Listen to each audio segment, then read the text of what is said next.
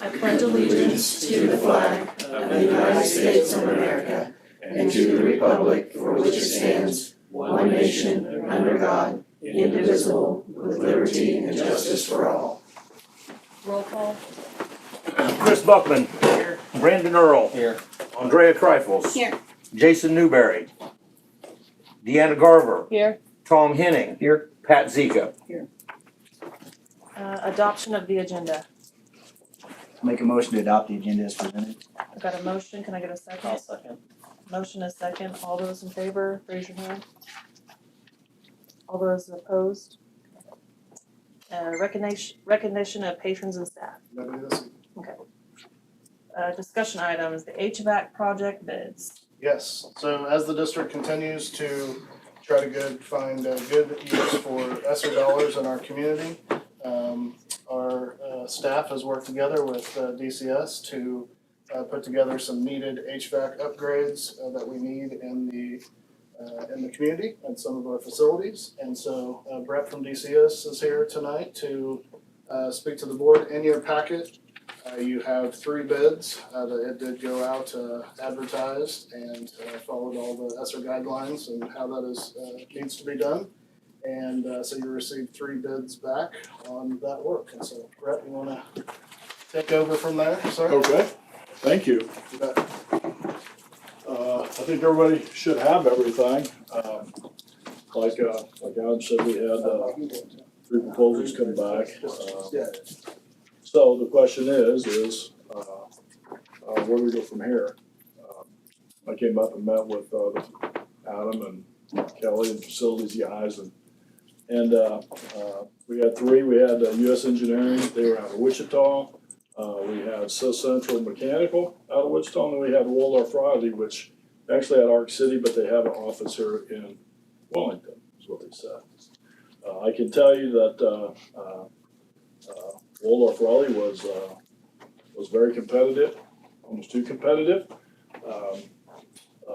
Then US was second, and the guys from South Central were third.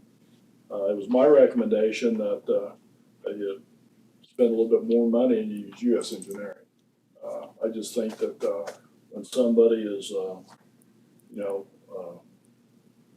36,000 off the pace of everybody else, there's a problem. I called him, talked to him, he said that he had everything, but usually it's been our experience, my career, something like that happens, then there's gonna be some problems down the road. So, again, it's a discussion for you guys to tell me what you want me to do, but our recommendation is to go with the guy that came in second. Did you say one's local? Pardon me? Did you say one was local, Waldorf Riley's local? Waldorf Riley said they had an office here in Wellington. Don't know. I know they've been trying to get in, maybe do some service work. I think Mike might have some experience with them here. We have, yeah. They just opened one across from Homs. Okay. Is there anyone else in Wellington that does this type of thing? Pardon me? Is there anyone else in Wellington that does this type of thing? I don't know, I just, Not that I know of. I mean, we advertised it, we called everybody. We even asked the district if they had any recommendations. We called everybody that we knew. We had 5 actually show up to the pre-bids, and then 2 of them elected to bid the project. So out of 5, we got 3 people to bid it.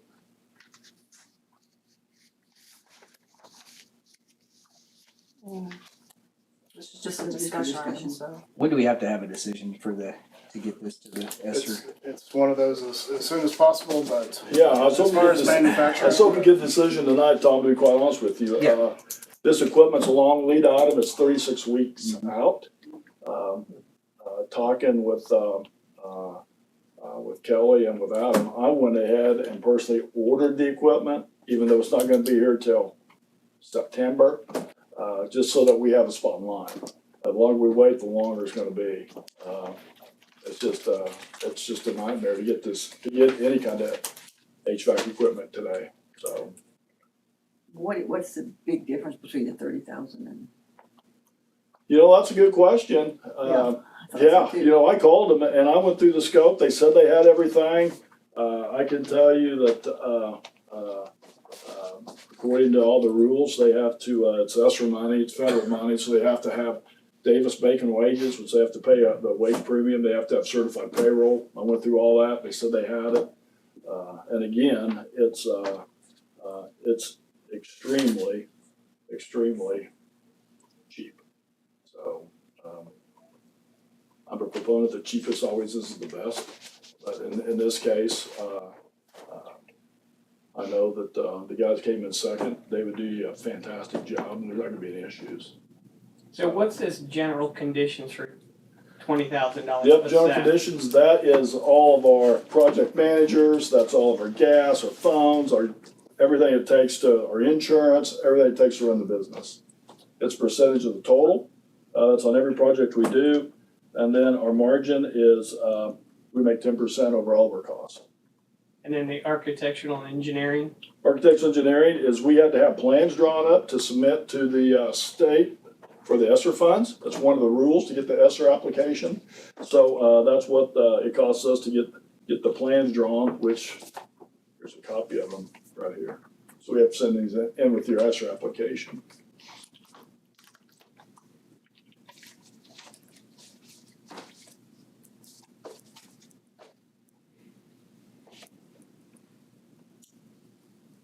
Is the committee, are you guys on the committee? Are you Yes. guys comfortable with the? Yeah, I'm, like I said, I agree. The low bid was scary low. Like, Mhm. you know, it's almost like they're missing something on that. So, if you wanna discuss it some more, I'm willing to make a motion that we accept the number 2 bid with US Engineering for $66,900. I'll second your bid, Got a your motion, second your motion. got a motion and a second. All those in favor, raise your hand. All those opposed, same. I said I haven't had time to look at it myself. My reason, I like to look at it myself. Okay. Did it pass? I can't. Yeah, Okay, four, it passed. 4-2. Okay, 4-2, it passed, okay. Thank you. I guess we're gonna go with the second one. Is that it, Adam? Yeah, I mean, you're kind of up for the second. Okay, all right. I'll make my, Okay. I'll make my little speech. Okay. Okay, athletic facility survey. Yes, so last month, Shelley, with DCS, gave you the results of the athletic facility survey. And so we are on to discussion. Obviously, you've had a month to look at all of that, and obviously appreciate Shelley's work on that. And so I guess the first question of the day is, do we feel like we have enough information with the demographics that were presented as far as the 725 people that, do we feel good about that? Do we need to go back out for additional data before we continue discussion? That is, I think, topic number one, whether we feel like the survey was what we needed as far as the results. And then after that, it is on to other topics. So that's kind of the first thing I think we should discuss, because that kind of decides everything. So. Okay, I'll start. When we talked about the survey several months ago, I thought we were all in agreement that we wanted to survey our 14 through 18-year-old category. The survey was not given to our students, like I was under the impression we were gonna have them surveyed. So I feel like we're in a position now where we have 725 votes saying one way, but if our students would have been surveyed like we wanted them surveyed, what would this really look like right now? And so I'm uncomfortable with the fact that the survey was not given to everyone like we wanted it and thought it was gonna be given to. I thought, I have to go back and look at the video. I thought we discussed that we were gonna provide kiosks or something at parent-teachers conferences, but it was going to push it out, like they couldn't get that. That was gonna be like a whole meeting later, and so we decided not to do that. Am I remembering that? I think that's what. Okay, and maybe, That's maybe kinda that's how what I'm happened. remembering it. I Okay. thought we discussed that, and am I right, like the timing of that, to put that at If we parent-teachers did it at conferences? parent-teacher conferences, then it was gonna push it out a year later. And I've talked to Dan about this, I don't know I don't remember as far as the exact thing on students. I've talked to these guys and nobody seems to be able to remember that very well. But we can still do that if that's something that the board chooses to do. That's not a big deal for Brett and Shelley to go out and pull students if that's what the majority of the board wants. And if that's something we messed up on, then we did. But I think as far as the parent-teacher conference conversation, I think that was gonna push it off a month. That part I do remember, well, like, at the parent teachers conference, I at least remember that part of it. And then we said, well, we don't wanna wait, let's just get it out there. But, But I don't think it's a big deal. If you want further data, even from, there may be, we did a QR code with this. So if there are senior citizens or a different demographic group also that you want additional information on, I think that's the first thing we need to talk about, including the students like Deanna mentioned. Well, and I guess I was under the impression that a note would go home with students too, for all of the families that don't necessarily see Facebook. Social media stuff. And so I think we missed that too. Okay. So we could make that We'll push. make But sure it was on parents Summer get News that. Cow, it was on Wellington Daily News, it was on our website, so couldn't the kids just log in and do it themselves? I mean, if they watched, I don't know if anyone actually looks at Summer News Cow, it was, but I didn't think it was out there, but. I think it made it to rants and raves, and I know they watched that. Yep. I'm not so sure a 14-year-old. But Tom made a good point about this months ago. That 14-year-old will be paying the bond Yeah. in 4 years when this bond actually goes through. So to not, Yeah, I mean, they're not taxpayers in the moment, but they will be taxpayers when this bond actually starts being presented and working on it. So I don't want to completely exclude them. My thinking is not that many will probably be here. And if we're gonna think that way, then maybe, people like my age or we should have it cut off at an older age. No, I don't see it like that. Anyone who wants, I think every taxpayer should be weighing in, every community. That's the way I feel about it. We're all paying for it whether we use it or not. I also feel like, the results of the survey were resounding. I mean, it wasn't like 50-50. It was cut and dry, pretty clear. So I don't know how much it will change if we get additional data. I mean, it was. I agree, and I think there were some people pretty passionate about it, and I think the more we try to slide this, get some more information, I think it's gonna make people even more passionate. No, I completely agree. I just feel like, I brought this up over a month ago before the last meeting, saying, hey, this demographic wasn't surveyed like I was under the impression it was gonna be surveyed. And I just feel that it should have been taken care of a month ago, before, we shouldn't be talking about it now.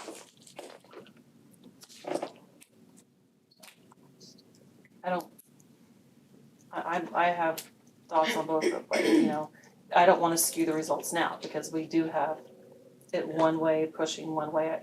And I believe if we were to survey those students, it would go the other way. So I don't know. I'm not asking for that, I just wanted to clarify with you guys if you remember what we wanted to do in the first place with the survey.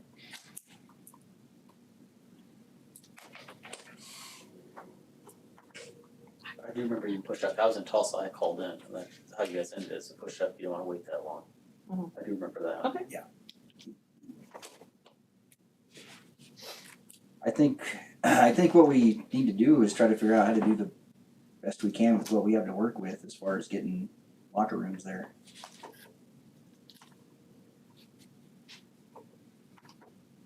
So are you wanting us to just be in agreement? Well, I'm just getting consensus. I mean, Okay. That's not anything we need to vote on, it's just discussion. So I just wanna make sure the majority of the board is comfortable moving on with the data we have, or do we need to go get more? That's the two things, so.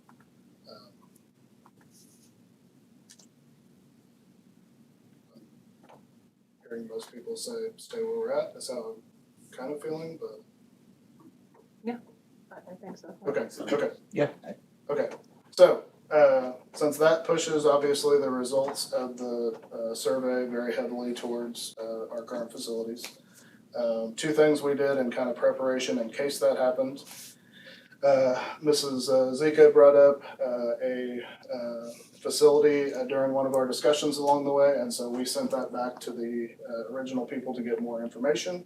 And then we also had Brett's team take a look at that and just give an opinion on that, so we put that in your packet as well, which connects back to obviously the discussion within the current stadium area, and then also the track. So I guess further discussion on what the board would like to see brought forward to you now, since you are now at one site instead of two sites, which was the whole point of doing the survey in the first place.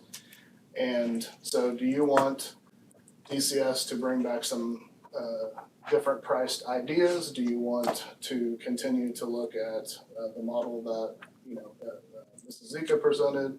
We also need to have that discussion. The history of this is the land, obviously, that is connected with the city, which was the original discussion on this back when Dr. Wagner was here.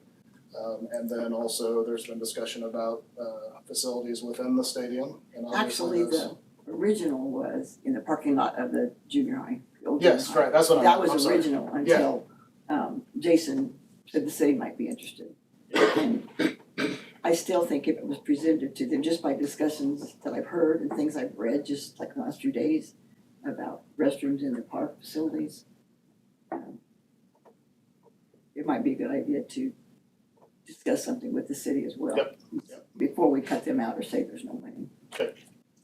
And so the facilities committee talked about this briefly the other day, and I actually went and met with the city manager in case this became a topic again, and just got a chance to visit with him since he's new to the community as well, and was able to start that discussion. I kind of gave him the history of what had happened in the past in case this comes up again and we're dealing with a part school, part city property situation like we were when this whole idea first came up. So that is absolutely a road that he is aware of that I can continue to go down for the board. And then obviously within the stadium, we have facilities regardless of that also need to be addressed. So do we want DCS to come back with something that is, do we want DCS involved, and do we want them to bring back something that is with, kind of a whole plan as far as in the facilities and what we need to address, including possibly something out by the park and how that would all work, and maybe different price points on different types of buildings? I think we need to decide if you want to try to finagle it inside or outside. There's no reason doing both. And the only reason I said that is just because the current restrooms need replaced either way. Right, I know So, that. yeah, so just we'll have to do some work inside the stadium either way. I don't know anything about, I guess I haven't visited the facility since, but last year or 2 years ago, we kind of shared the cost with the city on the baseball locker rooms. Is that an option? It's possible. That's what we're talking about. Yeah, it's possible if it ends up being a community building that is connected, whether it's inside or outside the stadium, I suppose. I thought they'd We can already talk been about built. No, the baseball stuff has. Yes. been, so I was comparing that to. a Oh, current yeah, gotcha. project. Well, I mean, like short term, Yeah. I hate to say short term because Right. 5 years we'll still be doing it, but. The original idea, what Pat brought to you, was out by the tennis courts. Right. The area that the school owns and the city. There's even the thought process, I suppose, if you built within the stadium but left that facing out to the park somehow, that you could have maybe something in the stadium that also, fit the park as well. I don't know. I thought we were shown by DCS that the only way to do locker rooms and restrooms inside was to have one here and not in a specific area for all of it. One locker room on the south, one locker room on the north, Because there's not a lot of room. and that we just piecemeal it, and that's what made it more expensive, was by having the different areas. Yeah. So, to me, it adds expenses to do it inside, and you're cramping it inside. Outside makes more sense. It also depends on the type of building, whether you're doing a stone building or mortar building or whatever, so. So, would you like DCS to come back with some further plans based off of just the stadium with maybe some different price points? It's kind of something that comes to my head, but that's. Or do we No, fish they- for the city, see if they'll Yeah, we can talk to that too. I mean, DCS charges so much extra that we get local people and do it. I didn't think they charged us just for this kind of stuff. Like, I think they make their money when we actually do the project versus just, Like the local people that are actually doing the project wouldn't. And then originally, the city was gonna do, like, kind of like the practice field. That's when the city was, Jason brought all that up. The city was going to, it was gonna be like a community project, kind of, like the practice field started out, between patrons that were interested, the city that did, that kind of thing. Yeah, Make I it can- more I can- local. And I've already started those talks, so that can continue. That's not a big deal at all. So I can move forward with that and see where that goes. I think we see if the city will partner with us. And if they do, then we know we have property to work with. If not, we're gonna be stuck with what we were looking to do before. Okay. I mean, that's my opinion. I don't I know. agree, If the yeah. city doesn't want to, then that cuts down the expense. Sure. And you just put it in the parking lot that we already own, Where were we parked then? same place we park now, In the parking lot? you just around it. Yeah, you kind of park wherever down there. Okay, I'll continue those talks and bring you more information with the city. That sound okay? Yeah. Okay.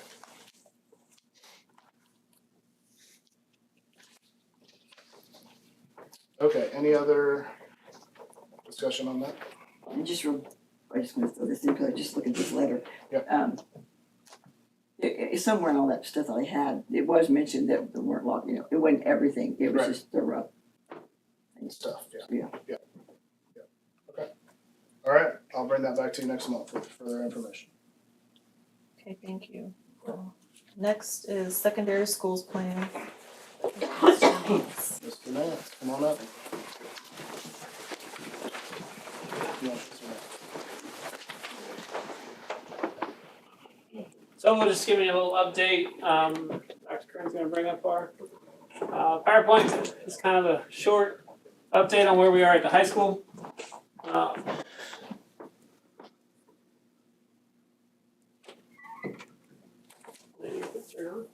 There you go. Yeah, I can do it, that's fine. So we polled the staff on the two options, and of those that responded, 76.2% voted in favor of the 8-period day. And so we'll have the 8-period day, which is currently our bell schedule. They did vote to eliminate crew con time. And so our kids will take 8 classes. We are changing our lunch. We're going to go to 2 lunches instead of 1. Instead of 3.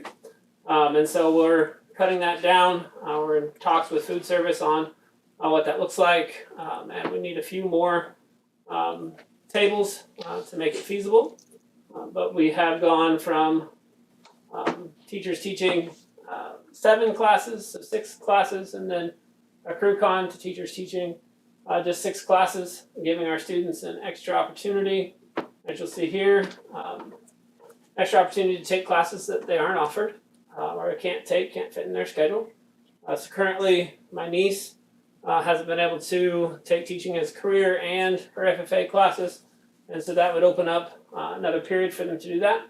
It also benefits our CTE pathway of allowing kids to be completers in those pathways, and so it opens up that. It also creates an atmosphere of accountability between students and adults. We'll have teams of adults focused on grade levels of students. Instead of, I have 7 or 8 different teachers, now I have a team of adults that talk about my progress, my data, and they look at and some of the behavior. They also have a chance to all be a part of GEI, which we haven't had a chance to do this year. There's not been a it's new at the building, and there's not been a conformed time for everybody to get in and meet about their student.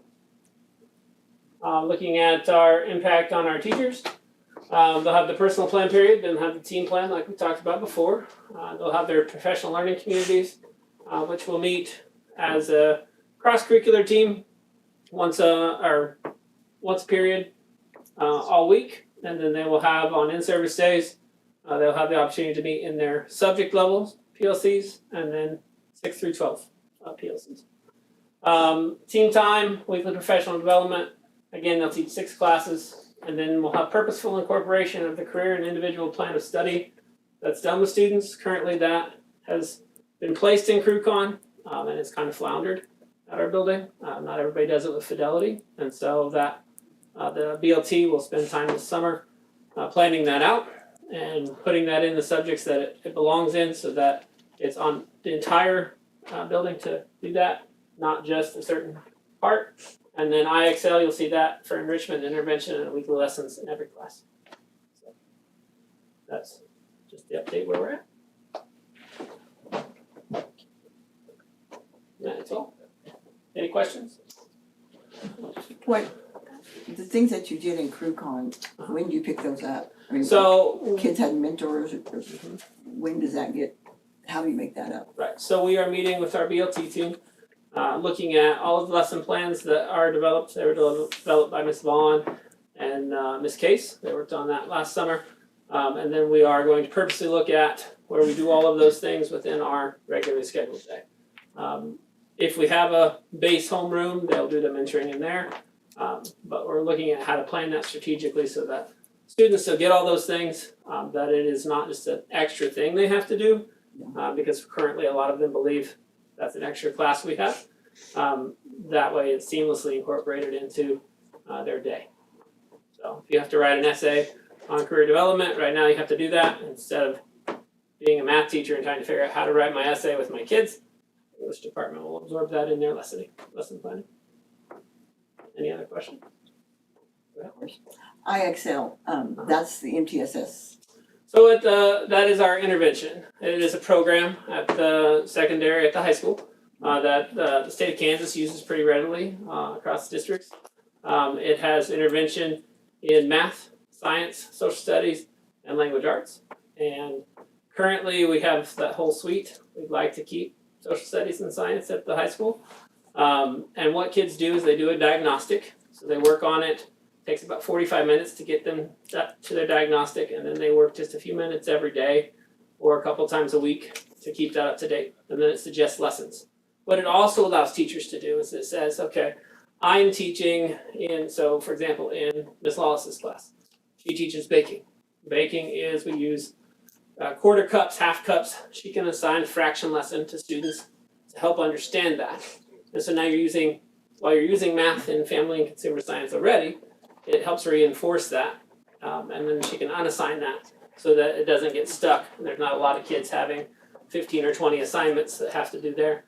They do them during class. They can also do them, they call it a group jam, and so they could do it all at one time. So I assign that to everybody here on the board, and I can sit and monitor that, and I can see how you're doing. I can see how you're progressing. I can see how you're answering questions correctly and increasing, or where you might need some little What was that, remediation. what was that called? It's called a group jam. A group jam? Yeah. Okay, And so it's all computer based, and I can assign it to my whole group. and you're monitoring as you, Yeah. okay, that's kind of my question is how it's done now. Yes. So a lot of our If I'm doing IXL, Uh-huh. where does the intervention come in? Like, I know it takes me back to where I need to be instead of, or it moves me forward, or I can excel and move Uh-huh. on. Yeah. If I'm one that's going backwards, Mhm. where does the intervention, where does somebody know what I need help in and who helps me right. right So now, currently? right now, we at the high school are requiring our teachers in all subjects to incorporate this in their lesson planning weekly. Because what we did is we did a slow rollout because it was a new computer program. We had a training at the beginning of the year that left some teachers feeling kind of uneasy. And so we've slowly rolled into it. So for example, our 9th grade English teacher, Miss Carol, she uses that every day in class. She looks at her student data every day and says, okay, Pat, I noticed that you're struggling with this. So Pat, I'm gonna assign you these things during our design time for you to catch up on that, so I can have one-on-one time with you to do that.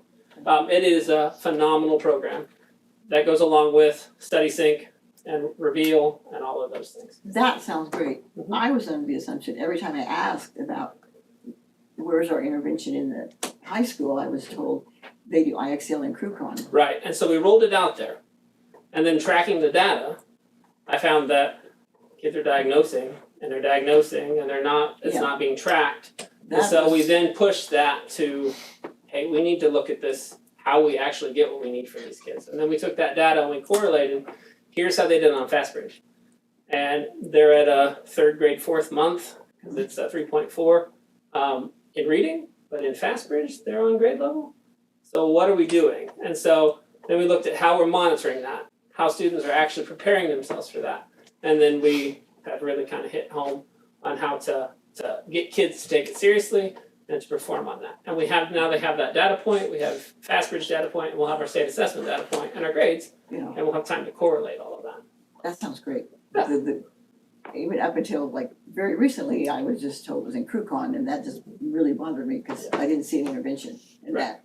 So Right. that sounds really good. Right, and so I know we're gonna have to look at how we pay for science and social studies. We need to keep it. It is a great thing used in our science and social studies classrooms, and I know it's free this year. So, well, if we can afford to keep it, we need to keep it. It's a good thing in our building. Those kids will keep it. Yeah. In my opinion. That's an update. Any other questions?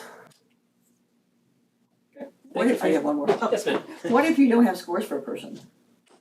So if my kid hasn't died in their diagnostic, I thought you is that what said- you mean?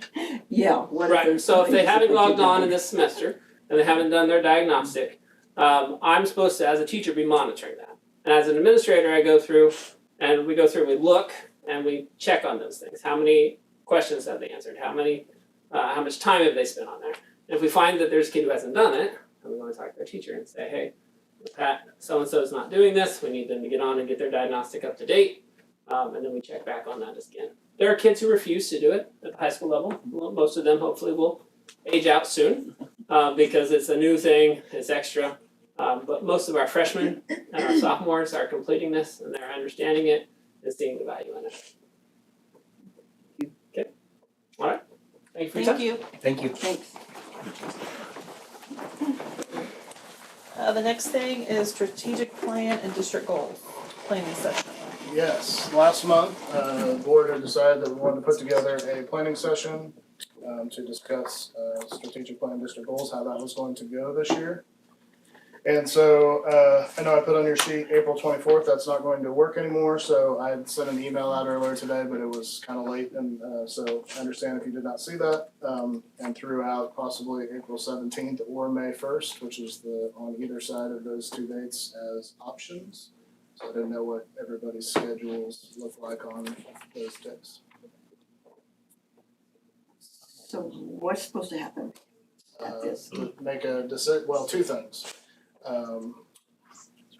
Talk about how the planning process is going to go this year, because there was talks about possibly changing that for this year.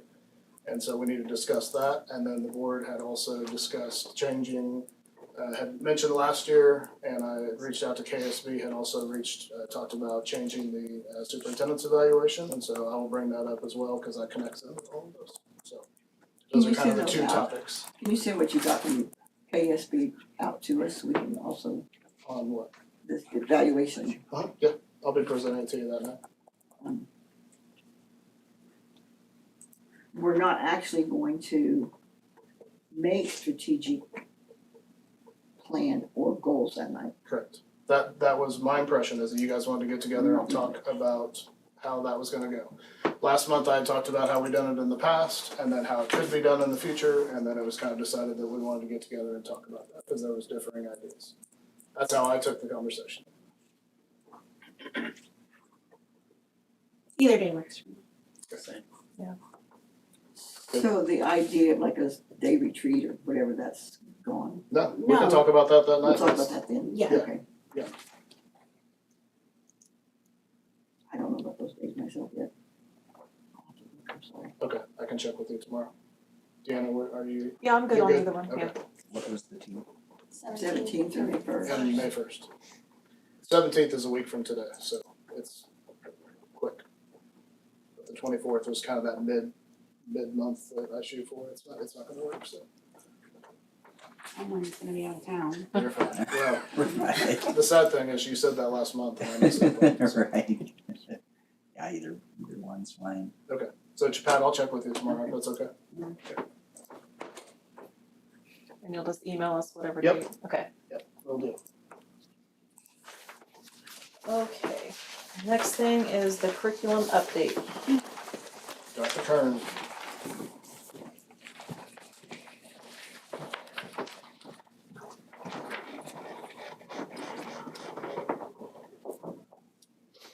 Okay. Tonight, I'm gonna update you on 2 different digital platforms. One of them is Zillow that we use now at the middle school and high school, and I'll kind of be focusing more on the middle school. And Accelerated Reader, which we don't have anymore, and just kind of update you as to why we don't have that anymore. So a little history, in 2017, Career Cruising, which we used before, was replaced by Zello. And then Zello was launched as an entirely new K-12 program to maximize engagement to help us easily achieve college, career, and future readiness results. So if you look at this little card that I gave you that says the skills that matter, this kind of shows you some of the social emotional pieces that ideally we would want to get out of doing this. So it's used to deliver career readiness experiences for students, counselors, and administrators. Because it is endorsed by KSDE, we get quite a discount on that. So it's normally like $4.50 a kid, and we get it for $3 a kid. So this kind of goes over the mission of all of this and why the state board endorsed Zello. The mission of the state board is to prepare Kansas students for lifelong success through rigorous quality academic instruction, career training, and character development according to each student's gifts and talents. It helps them to take ownership of their future. And there's 9 different pathway options, and they can create a plan that involves choosing their high school courses, whether or not they want to go to college or tech school or even a working path. So we've used Zello at the high school since 2017, but we just started it at the middle school this year. And the teachers are just kind of dipping their toes in, looking at it a little bit and letting the kids explore some, but we would like to structure that quite a bit more for next year. So I guess I'm saying this again, we've just had it since August at the middle school. And so those teachers use it in nighttime once a week. So why did we move it to the middle school level? To ensure a smooth transition into high school, to meet the KSDE requirements for plan of study, to meet the KSDE requirements for social emotional learning, and to prepare our students for post-secondary success. So I did look up some alternatives to Zello, and these were some of the top alternatives. I don't know a lot about them. I did find out just today that Daniel Farley told me that Park City was using something different, and I kind of did some research on that, and it was I forgot the name of it because I put it on there. 10-year. And it looked like it was $50 a student, but it had a workbook. It looked like it was just a class all by itself that you would do every day, but I'm not sure. I need to find out more about that. So, $360 at high school, $3 at the middle school. So in sixth grade, and you'll see some of these things on your card, they're just basically trying to figure out what things they're interested in, how their school subjects actually relate to the workforce, and what jobs might be out there that go with the work that they're doing in school. How to make good choices and decisions, and just kind of figure out about themselves. What kinds of things do they like to do, and time management, which is a huge one even for us adults.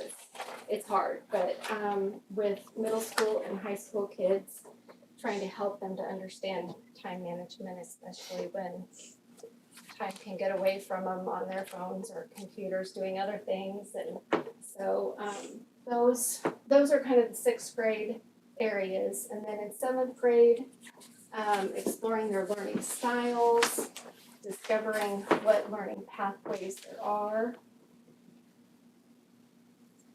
what kind of jobs are out there and employers, and then more about themselves again. And then in eighth grade, actually looking at skills and looking at career matches, and then that transition to high school. What kind of courses might they want to choose when they get to high school, or pathways they might want to try. And then self-advocacy is one of those social emotional traits they would work on.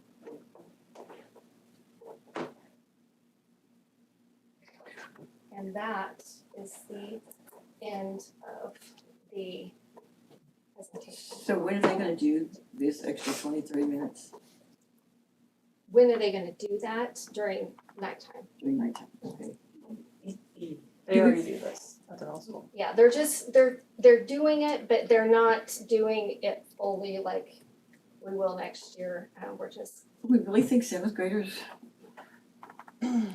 That's my question. I mean, we just said 14-year-olds can't make a decision on a football field for 4 years, but we're saying we need to make sure our 11-year-olds know what career path they're gonna have. yeah, and we didn't want any 18-year-olds to come in and share with the board ideas they had about their career. They're not expected to make a career choice yet. I know, no, but they're not really- at all. No. But when you have an when 11-year-old you coming were- home going, Zella's telling me I need to be a massage therapist. I don't want to be a massage therapist or a circus clown. I know, I just I think can't it's- even joke about this. I'm No, not I hear laughing. you, I hear you. Part of this is when this was brought to us in the fall, there was a little bit of confusion even from our staff as well. And we were kind of letting the kids explore where they were going through some of their interests, exploring those learning styles, personality, different things.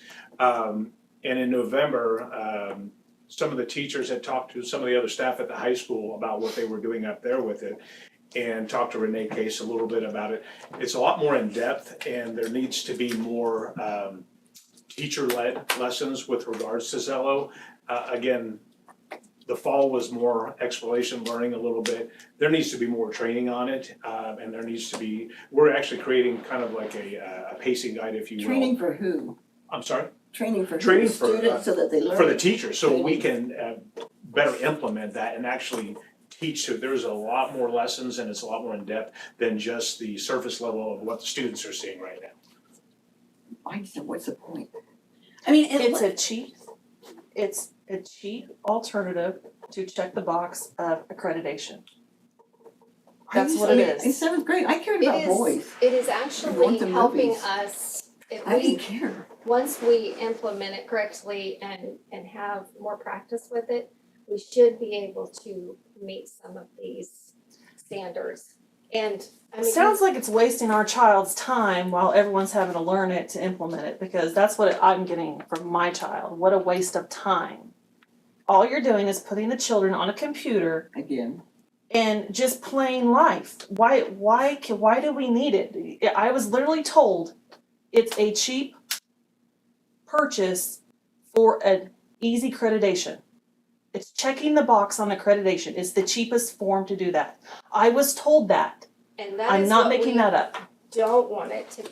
We want it to be meaningful. And that's what we're working towards. Well, is- you're telling us it's $3 a student. So that's the cheapest version to check the box of accreditation. For the states requiring something, they don't care. They're promoting Zello because it's the cheapest. Just because they promoted Summit because it was the cheapest does not mean it was the best for our students. I want the best for our students because they deserve it. So, yes, they do deserve it, and we do have the best curriculum in this district. We do now. But we have to learn to implement, anything we have, it's all about how we use it. Absolutely. So What- we what could is use this? this and make it great, or we could buy something super expensive and Why it can't could we still just be a use our flop, so- curriculum? Why can't we use the science curriculum, the reading curriculum, the social studies? Why can't we use the curriculum that's been researched, that we researched, I'm assuming, and I know we did, and use it? Why do we have to have a curriculum to teach us how to use the curriculum? Or a curriculum to, if it's high school, okay, I mean, I think juniors and seniors might need that, that's okay. But I don't see why we're moving this down, we moved BoE down to the, we're doing everything in middle school now at the high school, so we can just, I don't know what, flow in simply, why, I mean, Because we need to start on these things. I mean, we can't deny that we want our kids to have better time management, I have terrible time Problem-solving management. I mean, you skills, can teach somebody critical thinking time management skills, all you want. but some of these things can be taught. And that's what we're trying to do. We I think in the middle also, school, I mean, their brains aren't even ready for it. They're not developed enough to understand hardly time management. Let's do some brain research here. Can I There's- step in? huh? Can I step in? Yes, please. So what I'm hearing the board saying is that, I mean, You're hearing planet, me again. what, You're hearing us. so and the rest of the board can speak up, I'm just saying that. The plan of study 6 through 12 is Deanna's correct, that is an accreditation piece, it's gonna be flowing into accreditation, that's something that we're going to be required to do, it's how we do it. So if this is not something that the majority of the board's comfortable with, and you want us to bring back options, regardless of cost, then we can look at those options and make a decision as a board. That is not out of the realm of possibility. If that's what the majority of the board is wanting us to take a look at. Okay, just help me understand why. Just like I said, we have science curriculum, we have great curriculum, it's all been purchased, we've got in-services on it. Why is that not enough to teach our children? Why do we have to have anything like this? Because we are now preparing our students to think ahead, and activities like this help them to understand why they're doing science lessons. What can they do with this once they get older? We have sixth graders that read hopefully- on a third grade level.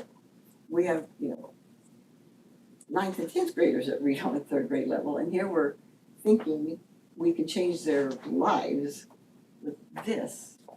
I felt the same way. And this weekend I had my son bring me his Chromebook and I said, show me Zello. And I looked at, the curriculum and clicked on that interest box and saw what he wrote in there, which was just a whole bunch of random letters. But I feel like if he would have understood the assignment better, which goes back to teaching the teachers how to teach it, it might have given him a passion for what he's in class to learn. And it might have helped him in that way. But I feel like maybe the missing piece is he didn't have an investment in it and he didn't care. And so I feel like if he would have had that investment, if he would have been instructed better, or maybe that's not the right word, but I feel like more structure, yeah, and maybe he would have had an answer. And I think that's what Bob's saying, that we need to do a better job of teaching it. So it just comes down to whether we want to continue with this for a while, or we want to look at different things, because I don't see the plan of study 6 through 12 KSDE thing going away. So it's how we do it, how we want our kids in this community to do it. Obviously, Jim just showed you a list of options, so there's options out there to look at. So if that is something that you want us to tackle, then we can absolutely do that. But yeah, I think no matter what, whether it's this, to Andrea's point, whether it's this or anything else, we're gonna have to get better at teaching it, no matter what the curriculum is, so. And what you should know, I'm sorry to step in, but what you should know is this is not new. When I was in Wichita and I was a counselor, we sat down with our kids and we wrote out pencil paper their plan of study. Part of that plan of study was either their Kansas Career Cruising interest inventory that said, hey, you should be this, this, or this. Or when we moved to Zello and we used Zello in Wichita, it was, here are the career paths you're looking at. For kids who take it seriously, so for example, when I was in Sedgwick and we used this program, he knew right away he was going to be a welder. And by his career interest inventory and then getting into those classes that he could get into that said, hey, you'd be a good welder, he now works for Kansas Gas Service and he's welding and making way more than I am as an administrator. But the reality is if you take it seriously and it's done correctly, while it does seem like, hey, you should be a masseuse, that is kind of crazy. It has some things in there that I don't agree with, but it is, when done effectively and consistently across the board, it is impactful to the student's education. And Pat, to answer your question, why we can't use our curriculum to do that is because our curriculum doesn't speak about the careers in science or the careers in English. It's busy teaching the standards. And now there are career CTE standards that we have to teach. And this is a way to address that. And it's used all over the state. Is it in middle school too? Yes. Where you were at, you said middle school? And Wichita, yeah, we did it. Would this exist if we didn't have the Kansas Can Initiative? Because it all ties back to that, right? That's what started Looks all like of it, this. yes. That needs to go away. And I know that's at the state level. No, I'm serious. Aw. And it's awful funny that Jim McNee's come to the board and he hasn't been back, because I've got some things I'd like to say to him about that. Well, McPherson got out of having to do, I think it was state assessments. Yeah, they did ACT and stuff. Yeah, the they got time. out of doing several things. But that's when Dr. Watson was the Well, then, superintendent there. that's like what he's saying, maybe we need to, And this is all rolled into our accreditation now. but somehow McPherson got exempt from doing what everybody had to do for accreditation. We wanna take the initiative on our own. Wasn't that Mr. Watson? Is that what you said, It's Mr. Randy Watson? Watson. Yes. Is that who's here now? That's our state school board. Yeah. President. So, I just have a problem with throwing careers at a sixth grader. That's, Yeah, I do too. I have that problem. It really didn't talk that much about careers in sixth grade. Well, I mean, it's talking about their interests, It how does. It school. does. Jen, It you have does- two it does parents with recommend. sixth graders in the I don't have it, but I'm reading on Excello I mean, lessons, and it says, add at least 5 interests, 3 careers at sixth grade. I didn't know Because what I a was career To meant. choose a career. in It says, sixth I mean, grade. it says it right there on the screen, save 3 careers. Oh, Yeah, yeah. they don't we're have doing to the same thing choose with a it. career they're gonna do for the rest of their life. It's an in aptitude sixth grade. test. It tells them what they'd be good at through their interests. That's what this is. And I don't have a problem with Zello at all in the high school level, even in 8th grade, moving up. My question Sixth and is, seventh graders. what if we're saying our 6th and 7th graders or our 14-year-olds can't vote on a football field, why are we throwing careers at them? Why are we having them do aptitude tests? I don't care that it's an accreditation because it's the cheapest form of an accreditation that we're checking the box. So why does it have to be this? Why are we doing this? Tell us why a 6th grader needs to do an aptitude test every week. They shouldn't have to do an aptitude test. That's what every Zello week. is. It's aptitude. It's finding out what they're good at. That's what it is. But they're doing different lessons each week. And Based upon their things, on their interests. You're applying different school subjects. You're doing. What is, and maybe posted it early, what does the state say? What are they, what's? So I gave you a the 3 handout sentences, on yeah. those things so that you have that. And one of them shows how it's related to the individual plan of study, which is required by the state, and the Kansas Can recognition program, and then plan of study again, and then I gave you the same slides that I have up. Maybe, I don't like. maybe those. it would help us if maybe we could do the lessons. Sure. Is that something you would like to do? Would you like to do the lesson yourself? I think I would like to do it. Sure, I'd love to know what I should be wearing. Well, let's see what it says when they pick. I wanna Ask see- a kid, you The know, beauty of this. have a kid come in, tell us what they think. Have a, like I said. Well, we should get to handpick the kids for that. We said 18-year-olds couldn't come and tell us what that's what's bothering me.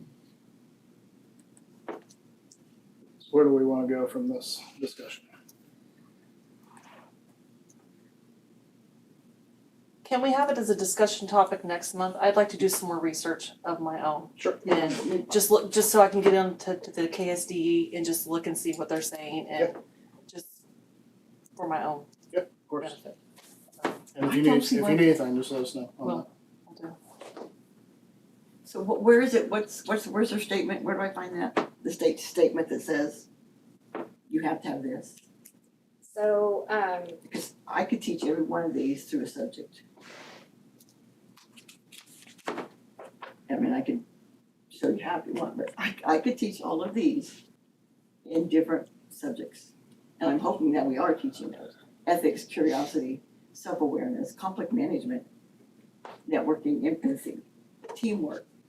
That's all taught in, Are you sure, I know Zillow's different, but are you sure they're not being taught in the classroom? no, I'm hoping they are, that's what I'm saying.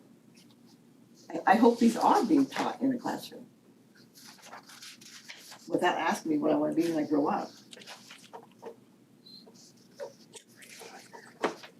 so we can Yep, look at we can other bring it up. options. I am not, of course, tied to any of this. I mean, KSDE tells us, what we need to implement, and that is what was endorsed by KSDE, Where's it on? and schools of all Kansas use it.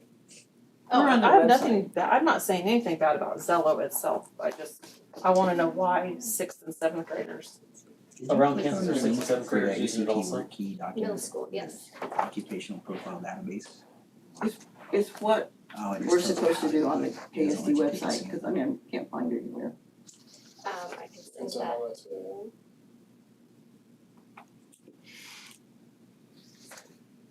Do we have any more questions on the Zello part? Cause you're gonna talk about accelerated reader. Okay. Yep. Are we good on the Zello part? I think And so. I'm not, certainly not attacking you, but my voice sometimes gets like that and it sounds like I'm attacking you, but I'm not attacking you at all. I just, passion. Okay, so now I'm gonna talk about accelerated reader. And that is a software concept that at the right time in the late 80s and the right place, public schools during the transition from whole language to phonics instruction was a huge deal. And has been up to even recently, people have used it quite a bit. As with other practices that we discontinued based on new research and evidence, we discontinued that in 2018. This came out after we partnered with TASN, and TASN kind of helped us to structure our MTSS, to understand what the research and evidence said about reading and instruction. And we chose new reading curriculum based on some of that as well. So these are the changes in literacy that have happened in the last 6 years. We adopted CKLA in 2018. We stopped using accelerated reader in 2018. We restructured our MTSS and used 95% group reading interventions in 2018. Read Live interventions, reading A to Z supplements. We currently have letters training with our K-3 teachers. StudySync was adopted at the middle school, and StudySync was adopted at the high school. And another piece on there is IXL that we use for reading. I did not put on there. So we added all of these new things. Why did we stop using accelerated reader? So when we evaluated our MTSS procedures, and we worked with TASN to do that, and they are the experts that I feel like I can turn to when there's research on both sides, and you're just not sure, which one's right. TASN works with all of the big researchers to find out what is the best thing to do. So I turn to them, and that helps us to make sure we're spending money on evidence-based instruction. We discontinued using our old reading curriculum because it was pretty Common Core. The standards didn't match what the state expected us to teach.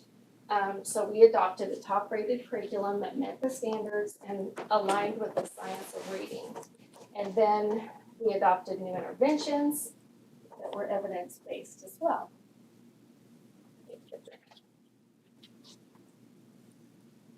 So AR has some good points, but there's also opposition to the value, such as using AR tends to limit the reading selection to its own books. It tends to limit the reading selection to a narrow band of readability. It tends to discriminate against small publishing companies. Tends to encourage some students to read books that most teachers and parents would consider inappropriate for certain grade levels, and that means like the Lexile might be, like they used example Twilight. The Lexile level was at a third, fourth grade, which of course isn't appropriate for a third, fourth grader. It tends to induce a student mindset that reading's a chore, it's a job that has to be done. It tends to foster student and teacher competitiveness, which can push students to read books at their frustrational reading level or create problems among students. It tends to turn off some of the students to independent reading, and tends to turn some students into cheaters because it's easy to cheat on those nowadays. And using AR tends to supplant portions of established reading programs and take up time during reading instruction when the research is showing that it actually does not help them become better readers. It doesn't teach reading, it just tests reading. It tends to train students to accumulate facts and trivia as they read in order to answer the multiple choice recall questions. Tends to take up significant instructional time, and tends to reduce the amount of time that teachers spend doing read-alouds and teaching class novels. It tends to make reading into an isolated academic task. It tends to drain resources that could be used for other educational priorities. Tends to minimize the teaching and instructional practice in diagnostically based reading strategies. And it tends to limit differentiated instruction. So this is part of the research that I've put in a packet, but all of those pieces you can find support in there. But the National Reading Panel's conclusion of programs that encourage independent reading was unable to find a positive relationship between programs and instruction that encourage large amounts of independent reading and improvements in reading achievement, including fluency.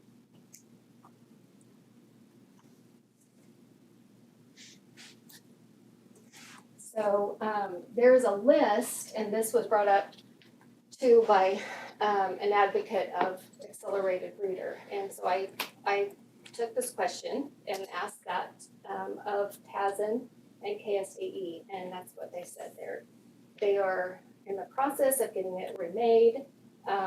They had created this list of just what everybody was using and haven't gone through and eliminated the ones that weren't evidence-based.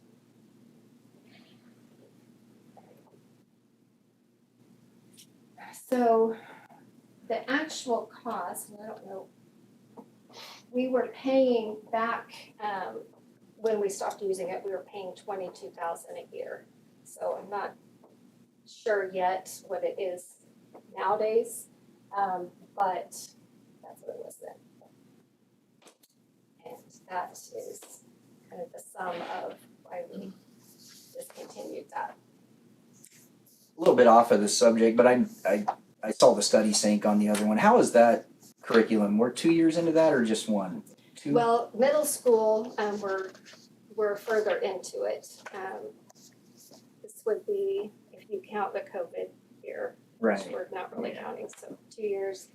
And then, we're just barely into it with the first, or with the high school. And I don't remember, was the handbook, there was a textbook and online part of that, and it was, you could choose which one to do?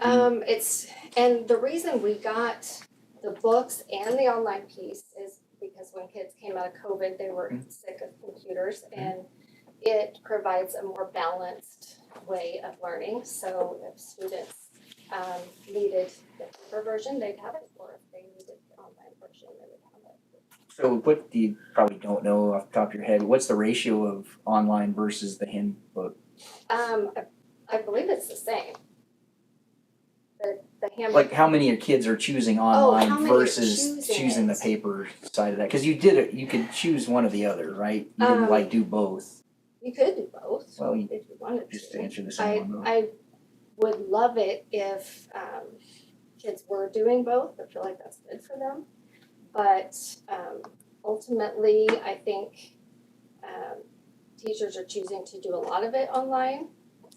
Maybe because of just carrying a book around, or I don't know, but I'm encouraging the books and writing and highlighting and circling and things like that. But we have the choice. Do the students have the choice or the teacher makes the choice? I would assume if the student wanted a book, they could get a book. You know that, John? I would have to ask, I don't have an answer for you on that, We but have 2 books. we do have books. I was just curious what the ratio, like, I perceived that as the student got to choose, I'd rather do it on a computer or a book, and I was just curious if 75% of them wanted the computer, or just for my own curiosity more than anything. I can certainly find. Cause that's why we kinda went down that, cause you had a choice between paper or computers. So just, yeah, if you can get that, I'd be curious, appreciate it. Anyway, sorry to derail that, just No, that's wanted to fine. know how that was going. So, do kids actually read a book,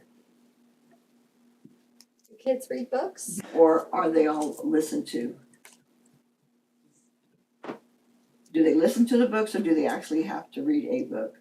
In reading, or with this, or? In just regular reading, you know, like, say in grade school.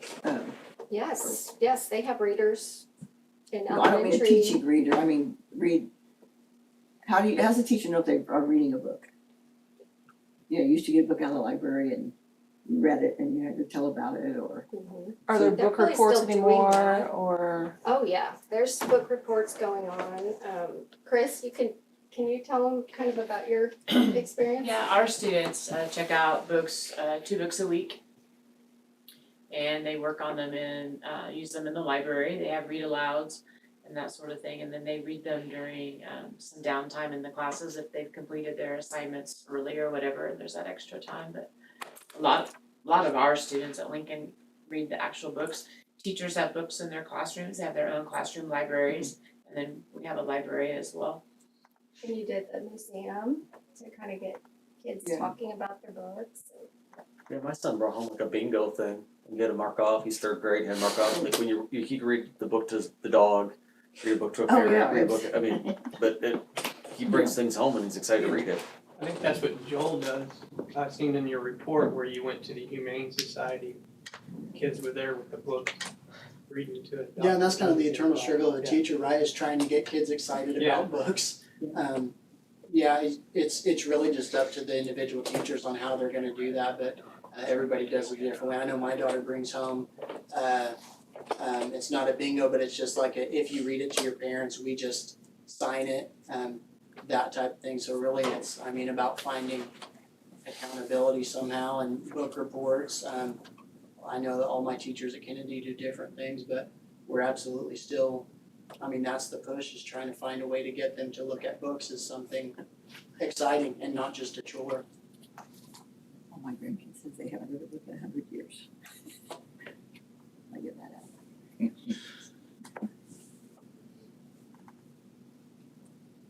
So is there any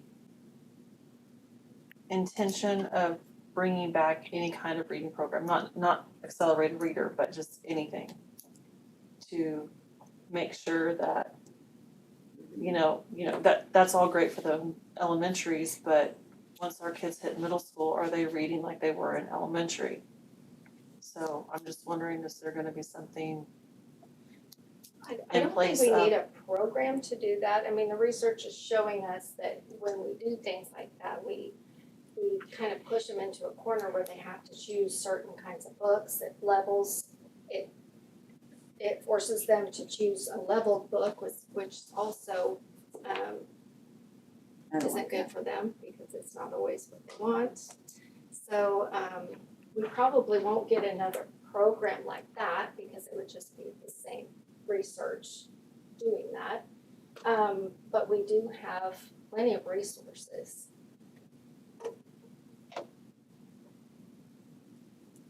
We are pushing literacy more so at the middle school too. I know Kristen White's done a lot. During our quest times, we've built in specific library times now.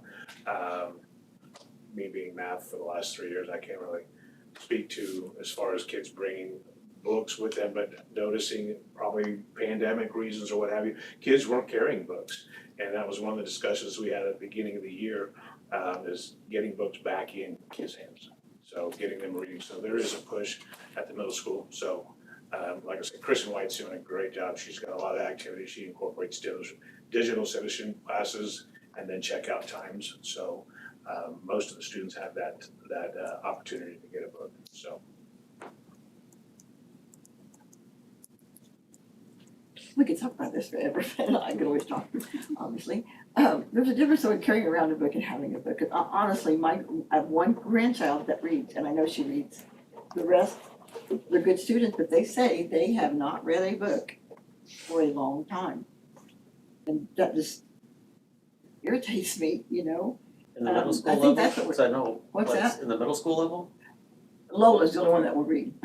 cause I know like Taylor, when she was in Bridget's class, they did several books. And some of those are her favorite books now that Outsiders are one of them, but. But they do though, and I'm not criticizing teachers at all, it is just the way, lots of things are done. It's done as a whole group, or it's done all together, we're all reading the same book, and I don't have to necessarily sit down and read that whole book, like, olden days or whatever. It's all shared, and if that's the goal, that's great, but actually sitting down and reading a whole book, we're not gonna change anything right here, I'm just wondering why they don't read like this, don't read books. Pay them $20 if they'd read the Lion's Paw. My favorite one cost $20. I read it in third grade, it's really good. Is there any other questions about the Zello or accelerated reader? Thank you. I have a question about curriculum though still. Okay, Do we teach cursive writing? Because when a kid can't read a birthday card written by a grandma, My son's learning cursive in third grade right now. is he, as a, is it a curriculum or is it just because your teacher is choosing to do that? are they all, I know some start it and then it's dropped, and if there's time, can we make it a curriculum thing? We can. And I know, from myself, if you have to drop something during the day, that's what you cut, because there's so many other things to teach that seems like it can go by the wayside, but, Andrea and I were talking earlier about some ideas to get kids writing more and practicing those skills, because even when they would learn them at a young age and they drop off or they just quit using it, that maybe we can, when we have our planning session, we can talk about some just ideas that might spark that and you can't read it, if you can't write it, you can't read it. That's been brought up before, so I just threw that out there.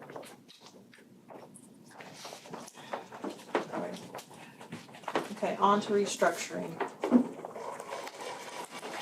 Yes, this was board member added as far as the agenda, so I'll be happy to answer any questions. Last time I spoke to you about this was in December and gave you an update and kind of discussed some of the non-resident things that the legislature had passed last year and have been advised to continue to wait on that since that does not start until the fall of 2024 and see if there was any tweaks done by the legislature this year. I guess Bill's here tonight. I don't know if he wants to add to that at all, but holding on to see if there's any tweaks to that. And then whenever the session over, we would be creating policy behind that, which directly connects into the original restructuring discussion. So what questions did you have I that I did didn't ask- cover? I did ask for restructuring to be on the agenda, but I was told it was already going to be on the agenda. No, I said the other two items. You gave me 3 items and the other 2 items were on. Anyway.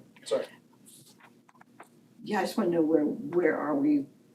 Okay, my biggest concern is Kennedy moving teachers from one grade to another. And I know it's done all over the place. There's schools that you wouldn't be in the same classroom for so many years. But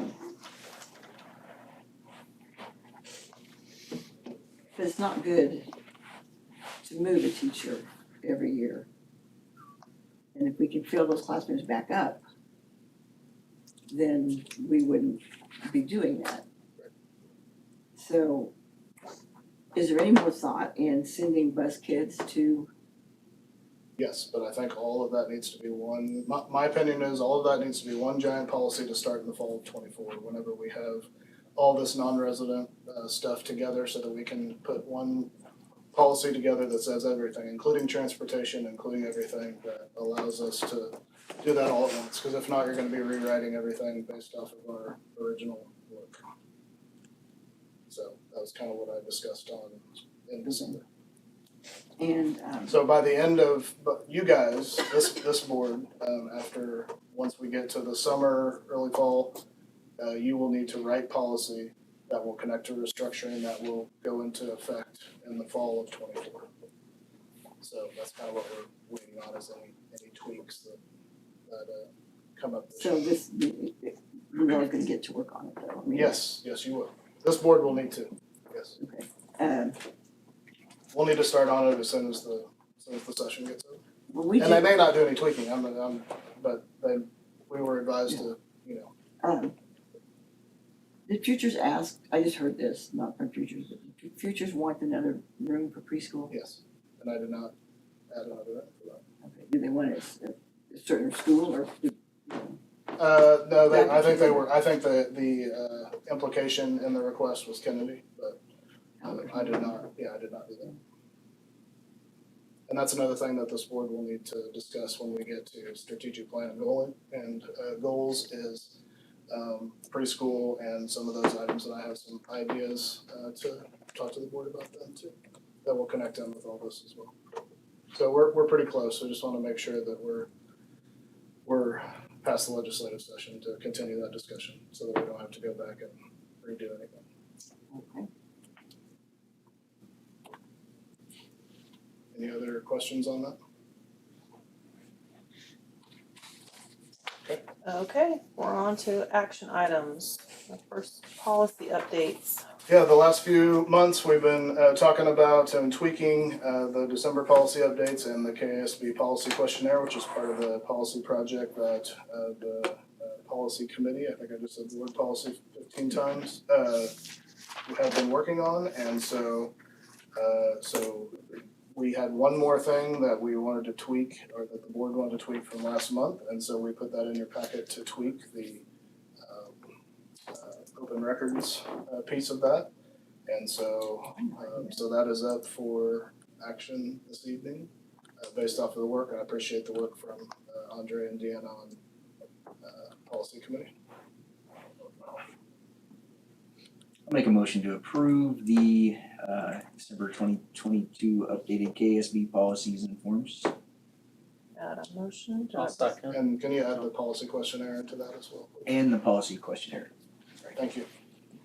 I'll second. Got a motion and a second. All those in favor, raise your hand. All those opposed, same. I'll raise my hand.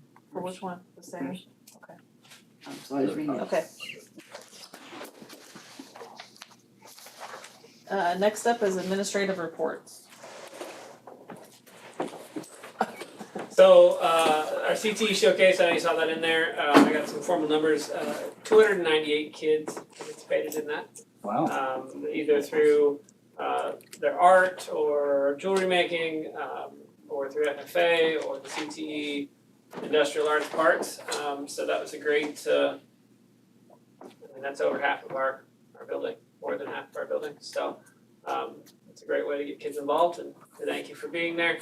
And then one thing that is not on there, positive attendance rewards. We've been doing that at the high school, and this last one we had about 158 kids who came to the positive attendance. That had no tardies, no unexcused absences, and were passing all of their classes. Great. That's all good.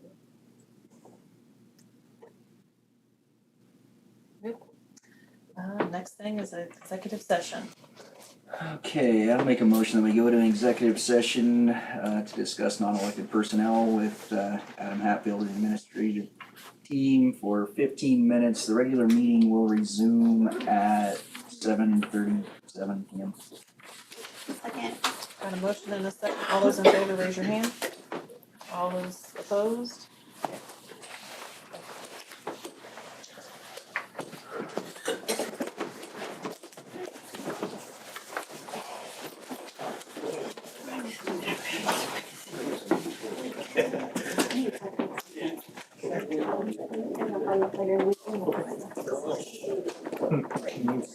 No. Yes, you do it. No. I'm not even asking, I'm saying you send it to me. Yeah. Thank you, John.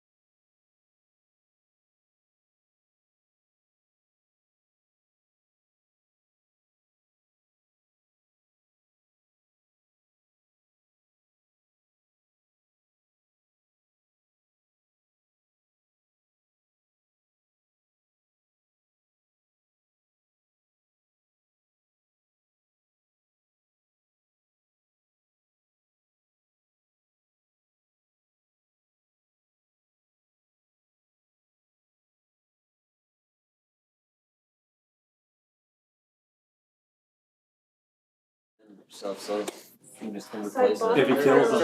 It's on all mail. We bought them. Huh. Oh, yeah, that happens by personal mail So before. they're just, That's they come weird to though. roll up, you know? Yeah, yeah. And we put them in Sorry, there personal and mail from it frosted right after we did it. So I don't know if they're gonna last or not, but. I don't even open this thing up on my house. Oh, You got, No, come on, you already started. you got a few seconds. Shoot for it. is there a policy? Never mind, I'll ask later. You gotta ask. That's for sure. Can't do that. I'll ask it later. It's a good one. You got 10 minutes, and you thought of that, it was 10 seconds. I know. And we're back in open session. I was just gonna say something. Start with the consent agenda. Okay, so approve the minutes of the March 20th meeting. Approve payroll and bills. Payroll,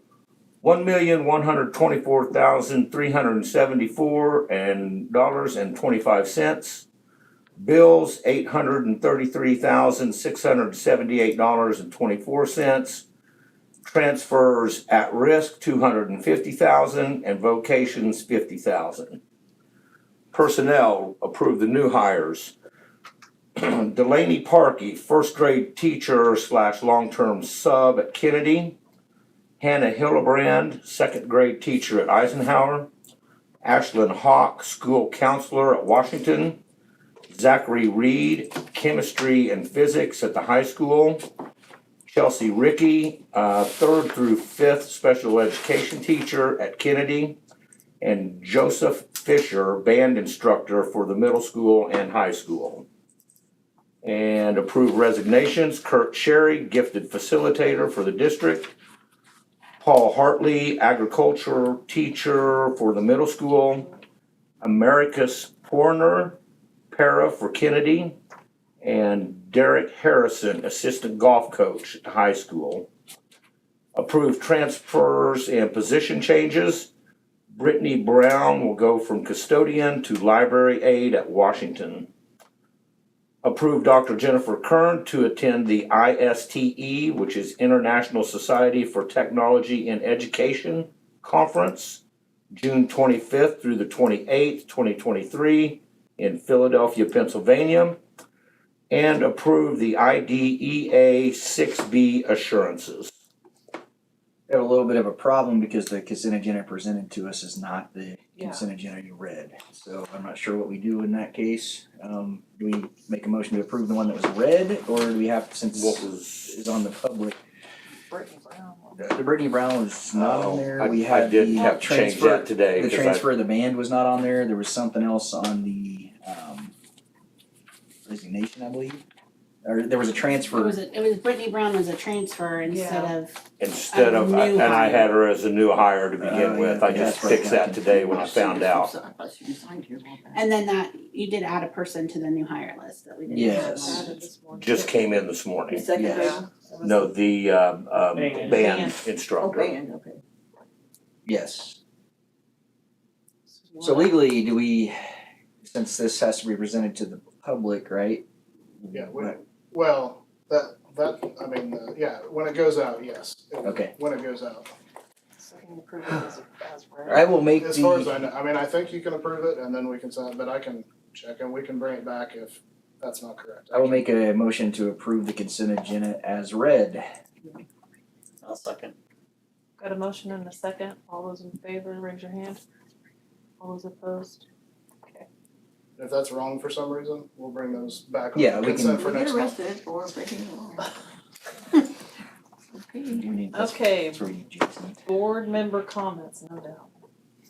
You wanna start, Pat? I actually think I've said everything. I don't have a comment really, just a question. Do we commonly allow, personal use of school email? Commonly allow. I mean, like, Oh, personal use of school email? I mean, I suppose. Okay. Yeah, I don't think it's checked for necessarily or anything like that, so. I don't know, we don't have that in any documents, do we? No, Not it's that I not know. recommended because it's private, but It's monitored, I would it say. could be. Yeah, And it's privy to open records. Yeah. yes. This question, what's that? I really don't have anything. I just again see the esports is doing well. I would love if we could get updates on that somehow. I know it's gonna ask people to more manpower, you know, do But more, we but need that, you're but right. it's doing really well, and I can't wait till some scholarships start rolling out because of that. It's gonna be really awesome. So for sure. Our kids got scholarships last year without having it, so I couldn't imagine more, you know. We asked the casino for a few more machines. Oh wow, that's Yeah, good. at the middle school, we need some more. I don't have anything, Brandon. I just went to that CTE showcase, it was very cool. Students that That's participated. amazing. Kudos to all those kids. Chris, do you have I don't anything? have anything. Okay. Meeting adjourned. All right, thank you.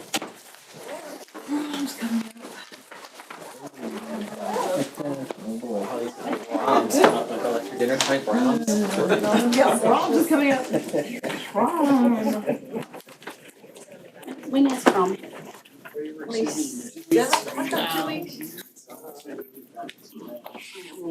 I have to tell you a funny story, but it might not be funny.